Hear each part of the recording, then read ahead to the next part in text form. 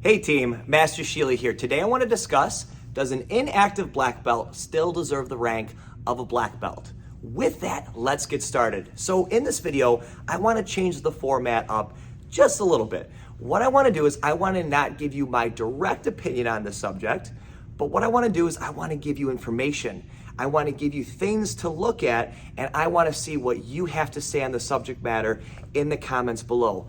Please keep it friendly, keep it clean, and remember, martial arts always begins and ends with a bow because martial arts always begins and ends with respect. So with that, let's get started. So the first thing to understand is, what is a black belt? In a nutshell, here's a black belt. A black belt is somebody that's put a specific amount of time in, they have a specific amount of knowledge in the art, and now they're starting to train at an expert level. That is what a black belt is. Now, to really understand what happens after your black belt, just to give you an idea, most schools do this, we do the same thing. In the eyes of a martial arts school, when you get your black belt, there's a probationary period where we want you to train as a black belt. Yes, you received your black belt, but what happens is there's a probationary period to say, yes, you need to train it as a black belt for us to really consider you a black belt. What some schools do is they'll actually give a fake black belt or a temporary black belt, and after that probationary period is done, they'll receive their actual black belt. Some schools, what they'll do is they'll give their actual certification at the end of that probationary period.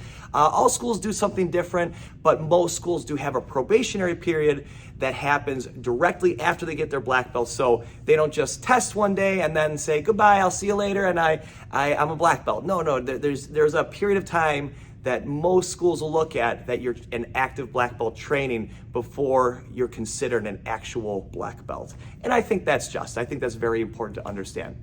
So let's move forward. Let's pretend that this person already passed that probationary period.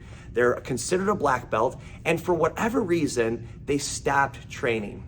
Well, the first thing to understand is how long did they stop training? If they stopped training for a week, you're obviously still a black belt. If they stop training for a couple weeks, okay, get in there.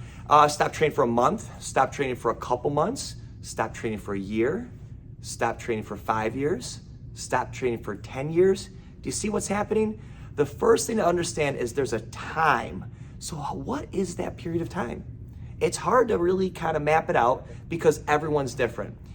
I think a martial artist, if you're an active martial artist, it's about training still, right? It's about what you take from the floor and you still train when you're not in the class. So let's say somebody stops training on the floor for some reason, but they maintain their martial arts by still training. Well, yes, you're still a black belt in my opinion, all right? And I said I want to give you my opinion on that, but if you're still active in some sense, I think that says something. The important thing to understand is you can only rank up, though, by somebody that's a higher rank than you. That's the truth, all right? We don't like to self-promote ourselves in the martial arts. It's just never a good thing, right? You want somebody that's already been there that presents you your rank, and now you know, hey, this person is backing me. And that's kind of how the system works right there. So what is that time frame? Well, let's hear your opinion on it. What normally happens is after 2 weeks of somebody not training, we tend to see the knowledge in the art start to trickle. They start to feel less confident in their skills. They're starting to lose a little bit of that muscle memory. After 2 months of training, they feel completely lost. This is just something that I see on a daily basis with not just black belts, but just all students. Now, what is that sweet spot where they're still considered a black belt? Or if they are still considered a black belt, that's what I want to hear from you. What is that time, all right? Let's move on to the next one. The next one is knowledge, all right? So there's a specific amount of knowledge that you need to become a black belt, all right? And you know, every martial arts has different things that they need to see from their students, but let's be honest, it's all about knowledge at the end, all right? If you're a black belt, you are considered an expert level in your art, so there's some certain amount of knowledge that you have to have. So if you have that knowledge, awesome. But how long do you hold that knowledge if you're not training still in the arts? That's an important question because now again, it goes back to time. If you lose that knowledge, are you still considered a black belt? That's a tough one. That's a tough one, right? So that's what I want to hear from you. If you don't have the time in anymore, and now you don't have the knowledge in anymore, do you still deserve to be called a black belt? Let's hear it. Let's hear what you have to say. The last one is, this is an important one. The body needs movement constantly, right? And it's reaction time and it's muscle memory. That's really what it comes down to. Let's say you're going to a tournament and you want to compete. You need some time to prep for a tournament. A lot of people say, yeah, I'm always ready, okay? And there's a whole saying, if you're always ready, you never have to get ready. And I love that. I think that's a great opinion, right? But again, that's an active martial artist.